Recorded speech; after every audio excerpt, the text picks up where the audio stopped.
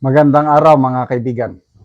Bigyan natin ng reaction opinion itong post ni Congressman Leandro Libiste Ligarda. Sabi niya, lahat ay inaanyayahan ngayong araw sa EDSA People Power Monument. Hindi ito para sa isang grupo, para ito sa lahat ng Pilipino. Surprise rally ito ng Iglesia ni Cristo. Si Congressman Libeste hindi siya member ng Iglesia, but ito, nananawagan siya na suportahan ng mamamayang Pilipino. Ako kung nandyan lang ako sa Metro Manila, ay pupunta ako. Kahit daw malakas ang ulan. Tama ba? Kasi dito sa lugar ko sa Mindanao ngayon, mainit eh. Umuulan daw eh. Kaya lang hindi mapigilan ang pagdami ng mga tao na sumusuporta sa rally na ito. So ito, ang daming nag-react. 83,000 ang nag-react, 50,000 ang nag-like, 28,000 ang nag-love. So that's 78, around 90% sinusuportahan ang panawagan. 3,200 lang ang tumatawa. Okay, so basa tayo sa mga comments. Tara na, sabi ni John Reiter. Boss Dave, tara na sa EDSA mga kababayan. Alvin Torero, yes na yes. Alvin Torero, ang aming organisasyon sa buong bansa ay nakikisa sa ginagawa ngayon sa EDSA.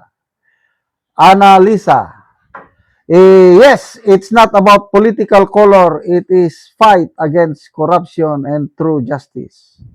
Let's go! Fight, fight, fight.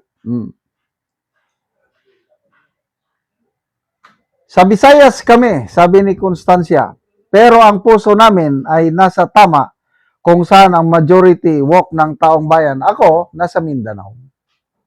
Kailang ang aking espiritu kasama sa rally ng Iglesia ni Cristo. Kung nandyan lang ako sa Metro Manila ngayon, talagang kahit umulan, kahit senior citizen ako, pupunta ako dyan para ipakita ang aking suporta sa mga kapatiran nating Iglesia ni Cristo. Nagpahayag na ng statement ang spokesperson ng Iglesia ni Cristo, si Brother Edwil Zavala. Sabi niya, ang rally namin ay suporta sa advokasya ni Senator Marcoleta. Kahit ikulong nyo pa siya, hindi kami titigil. Magrarally kami. Mag-iingay kami para sa kapakanan ng taong bayan na ninanakawan. Wow. Mabigat. Sa tingin ko correct me if I'm wrong, opinion ko lang ito. Tuloy-tuloy na rally ito. Kasi ang nagpapakita sa Iglesia ni Cristo, mga nasa 7 to 9,000 people kaninang umaga. Sa ngayon kasi alas 11 na, wala pang update. Kanina, mga bandang alas 6, mga 9,000 na. Ang basa ko dito,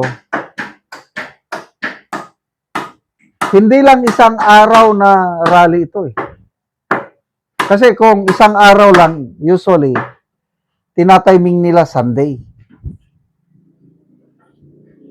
Kaya, madamihan. Yung rally nila nung December ba yun, nung nagsalita si Senator Amy, na binulgar niya na ang kapatid niya is gumagamit ng pulburon.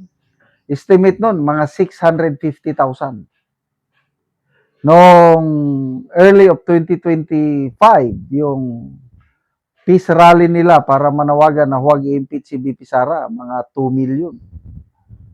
So ngayon, ang nakikita ko, maliit lang ang rallyista, baka 10,000 lang. Kailang bukas, iba na naman. So every day may nagrarally. Non-stop. Kasi ito na yung pakikiisa nila kay Senator Marcoleta. Biruin mo, aaristuhin na nila ang isang senador na wala namang kasalanan. Sa tingin ko I might be wrong. Tingin ko walang ginawang kalukuhan si Senator Marcoleta. Ang kanyang kasalanan lang ay yung pag-iingay niya, advokasya niya na imbestigahan at ipakulong ang mga magnanakaw sa kaban ng taong bayan. And because of that, ito, aaristuhin at ikukulong. Papayag ba kayo niyan? Kahit hindi ka member ng iglesia, di ba? Hindi tayo papayag. How much more? Yung mga nagkakaisang kapatiran ng iglesia ni Cristo. Kaya I believe, kung yan ang panawagan ng leadership na everyday, meron ng nakaplano na yung nagrally ngayon, magsakripisyo ng isang araw, bukas meron na naman. Nako, matindi yan. Kasi, hindi kami titigil, sabi ng iglesia. Kahit ipakulong nyo si Senator Marcoleta, hindi kami titigil. Kaya tingnan natin anong mangyari. And hopefully, again, basa ko lang ito, opinion ko lang. Baka sakali, sa ganitong surprise rally ng iglesia, mapapaatras yung mga mastermind ng flood control scam at hindi na nila itutuloy ang pag-aresto kay Senator Marcoleta. Sana nga ganun.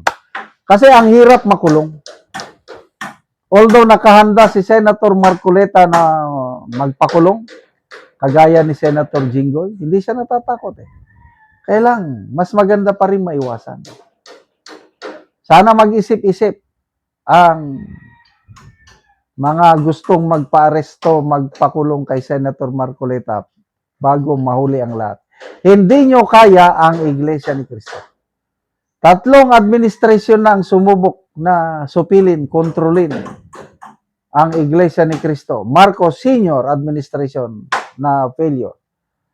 Cory Aquino administration. Gloria Macapagal administration. Hindi. Tingnan natin ang galing ng administrasyon na ito. Salamat mga kaibigan sa inyong pagsubaybay sa channel na ito. Nakakatulong kayo ng malaki sa tribong Talandig ng Bukidnon dahil ang sweldo natin sa channel na ito is pantulong po sa tribo. Namimigay tayo ng libreng yero at pako para makapagpatayo sila ng mas maayos na tirahan. Panoorin nyo ang video na ito. Anak ko diri sa balay sa Tabangan og yero. So muna ni ang itsura sa iyang atop. So muna ni ang kadako sa buslot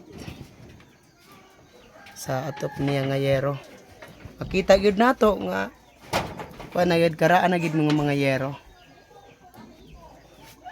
Ipangbutangan lang og mga kahoy diya tungod kay kung muulan.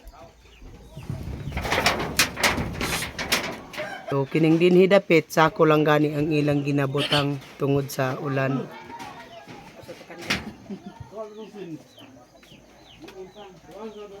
O karon mo na ni ang yero nga among gihatag nga ilang atop karon.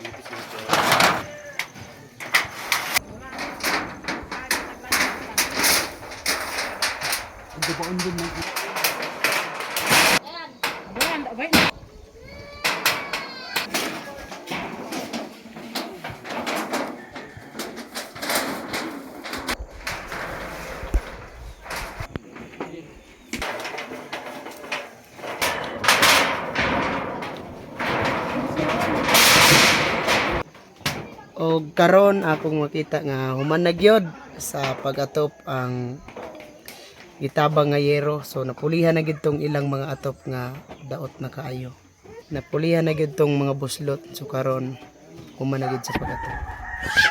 Salamat sa Ginoo ug sa nagtabang sa sin. Napulian na gyud to ang among atop nga napulo na kapin ka tuig. Salamat kaayo. May magantos sa ulan kay dili na matuluan. Oo, so salamat kaayo. Salamat kaayo.